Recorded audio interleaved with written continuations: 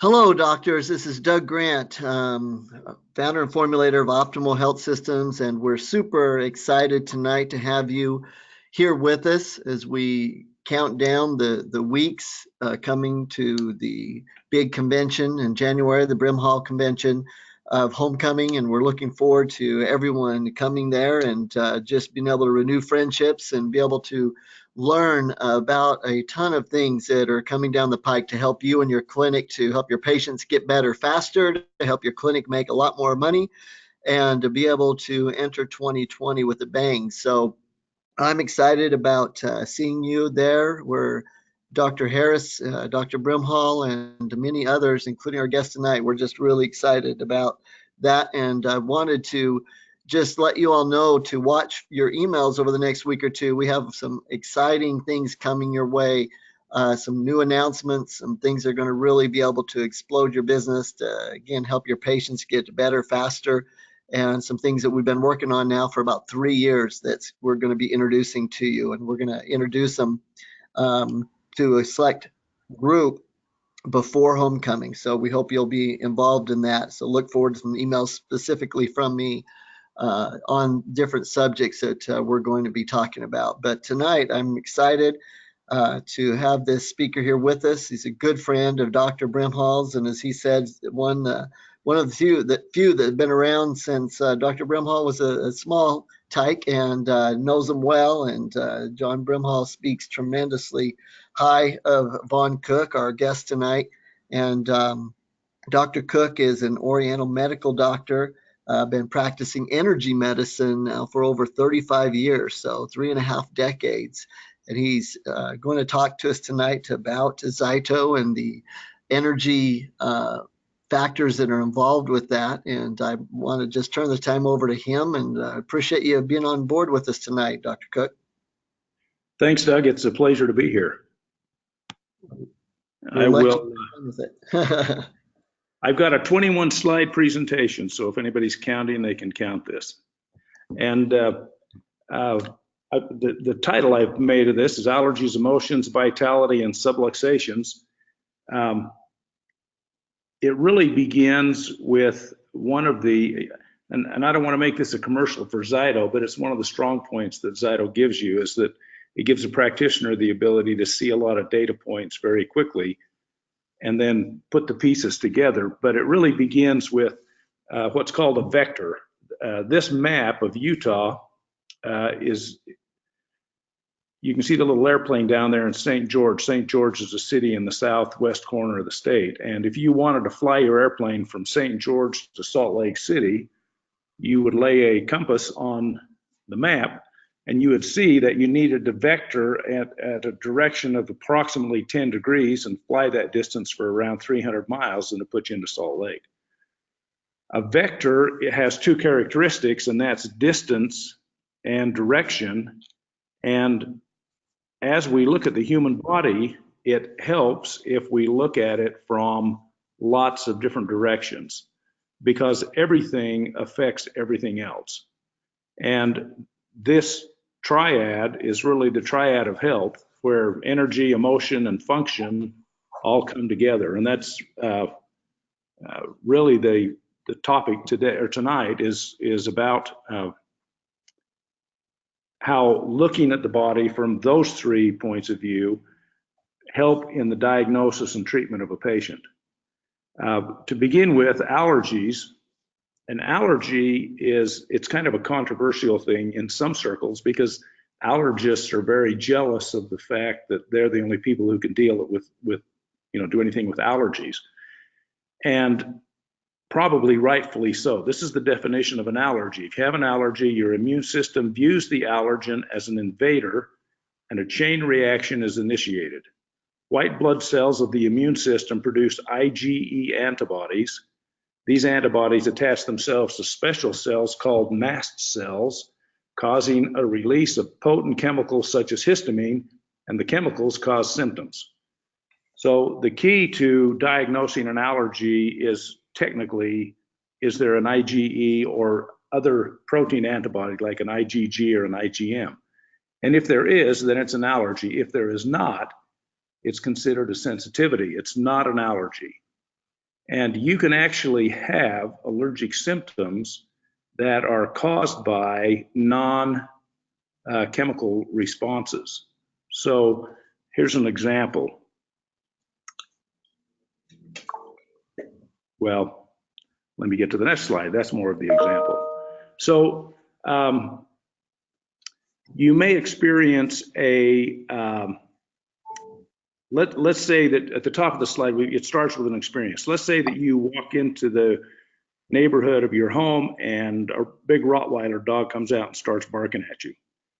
Through the experience of your perception, you will create an energetic response, and that energetic response has nothing to do, it's not an allergy to the Rottweiler, but it creates an instruction set that organizes amino acids into peptides and proteins, and those amino acids, the way they're organized, will then create an emotion. Every emotion has a different peptide structure. And if I'm afraid of that dog, then I'm going to have a structure that'll be organized in a way that creates the emotion fear. On the other hand, I may own the Rottweiler, and the Rottweiler comes out and starts barking at me, and my perception then is positive, and the energetic response is, you know, love and acceptance and everything else that goes with warm and fuzzy dogs. So the response or the sensitivity and the sensitivity, if we go back to the dog that's my neighbor's dog, or maybe it's a new dog in the neighborhood, and it scares me to death, I could break out in a sweat, I could have a rash, I could have different kinds of responses that would be sensitive. You could call it sensitivities. When you get into things like food allergies, you may find somebody who's not allergic to gluten, but every time they eat gluten, they get diarrhea. And it's because they have a sensitivity, which isn't all the way to an allergy, but it's, you know, far enough to make some kind of a response. So emotions play into this triad because of perception primarily. The other interesting thing about emotions is that they are specific to individual organs. For example, liver, the emotion associated with it is anger, and the emotion associated with the gallbladder is frustration. Fear, in the case of the Rottweiler, is an emotion associated with the kidneys and the urinary bladder. So sometimes you'll say, I got so scared I wet my pants. Well, it's because fear impacts the bladder and the kidneys. What that means in terms of this triad of health is, if I am experiencing an emotion more than I should, in other words, if I'm angry all the time, that emotion is going to damage my liver at some point. At the same time, if I'm angry all of the time, that may be a symptom that I have something organically wrong with my liver, and it's creating this anger emotion. So the emotion can be the diagnosis. The emotion can also be the downstream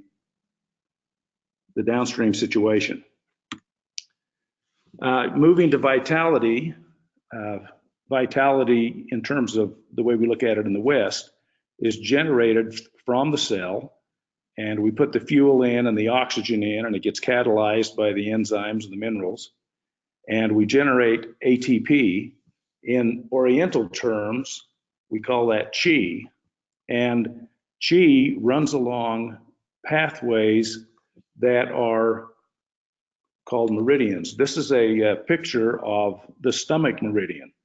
The stomach meridian is named after the stomach because it's associated with that organ primarily. And you have a number of meridians, 12 primary ones, and then one in the front and one in the back. Those 12 organs are named after the 12 meridians are named after the organ they relate to. So you've got the large intestine meridian, the liver meridian, the lung meridian, the stomach meridian in this case. Stomach meridian begins right under her eye. You can see the dot, that's stomach 1. And it goes around her face, down the front of the body, down the leg, and ends up on the second toe. And the points along this meridian are acupuncture points. They're kind of like switches in the energy pathway of the body. And you can put needles in those. If somebody has a problem along this meridian, all you have to do is put needles in the appropriate point, and it's like turning the switch back on, and the energy starts to run the way it's supposed to. It's really chi, or ATP, that animates the body. And so the whole idea behind everything we do is to have enough energy to get up and move. These points in this slide are trigger points, and they're called front mu points or back shu points.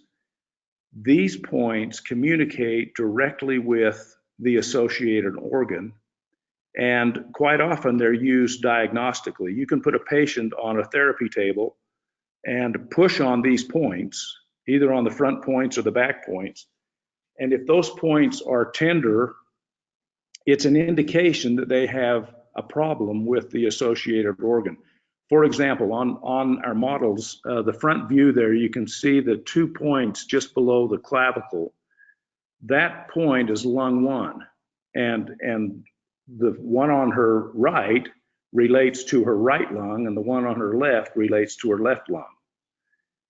So if you pushed on that point and she said, ouch, it would give you an idea that, oh, you've got a problem. You have some kind of a problem. It could be energetic, it could be structural, it could be organic, but there's some problem with the lung on that side.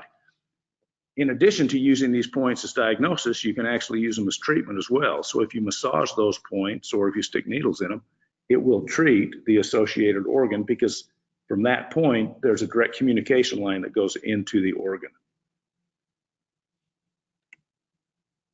Which brings us to subluxations. So subluxations are pain in the back. You know, you've got a problem with your vertebrae, or you got a problem with the muscles that are holding the vertebrae in place and they're not doing a good enough job. And if you put the spine on the back, like we have here, with those back shu points, as an example, you see that those points are just lateral to the vertebrae, and the lung meridian comes out of the top. The large intestine meridian, the trigger point is actually lateral to large intestine 4. If you have a patient who has chronic low back problems, it's more than likely they actually have a large intestine problem. And it may be that they're eating food they are sensitive to. It may be that they have some kind of a microbiome dysbiosis. But usually these chronic subluxations are the result of something else that you can vector to. And if you just continue to adjust the point without intervening at these other areas, you find you have a perpetual patient with perpetual low back problem, and you're never fixing it. You're just helping them once in a while by adjusting them. So it helps to look at a patient from more than one direction, and from the vectored position, you actually diagnose faster and you treat more effectively. The other thing that I think probably everybody on this call will be aware of, and that is that the nerves coming off the spinal cord innervate various organs, and frankly, that's one of the reasons these trigger points are effective with specific organs, is because it correlates with these nerve connections. Meridians are not nerve pathways, so they're different from a nerve pathway, but there is crossover between them. And then we have dermatomes here on the right side of the slide.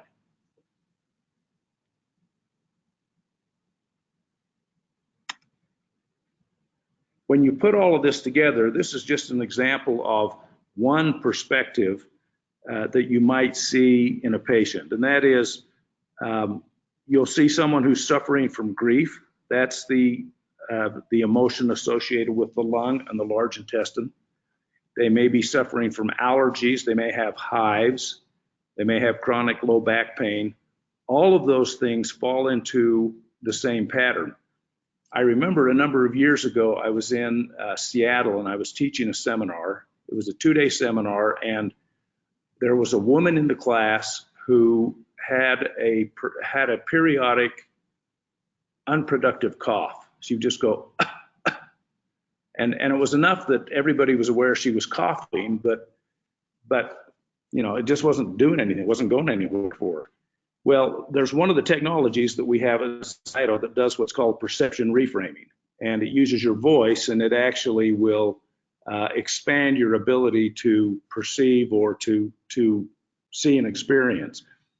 And I asked for a volunteer because I was going to demonstrate it, and this woman raised her hand. So I said, well, come on up. And we got to talking, and she said, well, my mother died about a year ago, and I haven't been able to get over it. I've just been suffering from, grief ever since then. And when she said grief, I thought, no, that's interesting because of this cough that she's been interrupting the class with for the last day and a half. And so we did the perception reframe on her mother's death. And when her perception shifted or reframed, her cough stopped. In fact, when she got done, she didn't cough the rest of the seminar. And it was so profound and so dramatic that everybody in the class noticed it. That was just a very dramatic and kind of in the moment experience that we see in the clinic all the time. And that is, if you treat a few things, you tend to get downstream benefits that spill over in a lot of different ways. And it's primarily because of this triad and the connectivity that exists between it. This is a picture of a screen that's in one of the ZYTO, well, actually it's in a number of our programs, but it gives you the ability to very quickly see the connections. In this screen, we've clicked on C7, and you can see that lungs, thyroid, thymus, and the lung meridian and the triple warmer meridian are all associated with that vertebrae. This is also a nice learning tool for patients because patients don't get this information because they're not exposed to it. But if you can show it to them in a graphic like this, and you can, this is dynamic, so I can click it anywhere and it would show me the connections. And it lets my patients know, oh, okay, when he talks about treating the thyroid by adjusting C7 or, something to do with the lung meridian, I get it. There is a connection here. And these are the things that go into that triad of health. There's emotional health, things that we can do, counseling, whatever. We can give them some of Doug's good supplements. That always helps. Encourage them to eat good food, get the right exercise, get an adjustment, get some good acupuncture, make sure they drink clean water. It all plays out, and anything you do to help a patient in one area is going to help a patient in every area. And I think that's my last slide, Doug. Well, that was great. I think that, I actually loved listening and watching that. That gave some information that I wasn't even aware of, and it really helps bring Doug, together I doubt the triad. Can you hear me okay? I can hear you, but I doubt you weren't aware of any of this. Well, it's actually, I think every time Dr. Brimhall or Dr. Harris speaks, we always learn something new. And I think that, the understanding that the body's going to form the amino acids into peptides and proteins based on emotional responses and other factors in the body really helps people understand the importance of this type of work. Because when the body is in need of the proteins for rebuilding muscle, being able to retain structural function by having the muscles around the spine be strong to keep the body in alignment. So when you do give the adjustments that they'll hold, all those factors really come into play on where we're having the body, what we're asking the body to do as far as what type of proteins that it makes. And so it's really exciting, and I hope people understand the broad importance of this way of treating the body and making sure we stay holistic. And so we really, really appreciate your information tonight, Lon. Thank you. So everyone, we'll record this and it'll be available. I think many of the doctors will agree that many will want to hear this, so please share with them. We'll be sending this out to you. And again, Mark down on your calendar for January, the homecoming, that we really look forward to seeing everyone there. And we're going to be going on the road a lot this next year. We're going to be doing seminars with Dr. Harris, the methylation seminars, part 1 and part 2. We're getting Dr. Brimhall on the road teaching the new 6 steps. There's not new principles, but there's new information as far as the things that you have to be able to share with your patients. We have some new technology to be able to trace and to be able to work with the 6 steps through your tablets and phones that we'll be sharing with you. And then the great information on ZYTO and how it can be incorporated into your clinic. So we look forward to seeing everyone there. Again, thank you, Yvonne, and we'll call it a night. Everyone have a good one. Thank you very much. Bye-bye. Thank you much.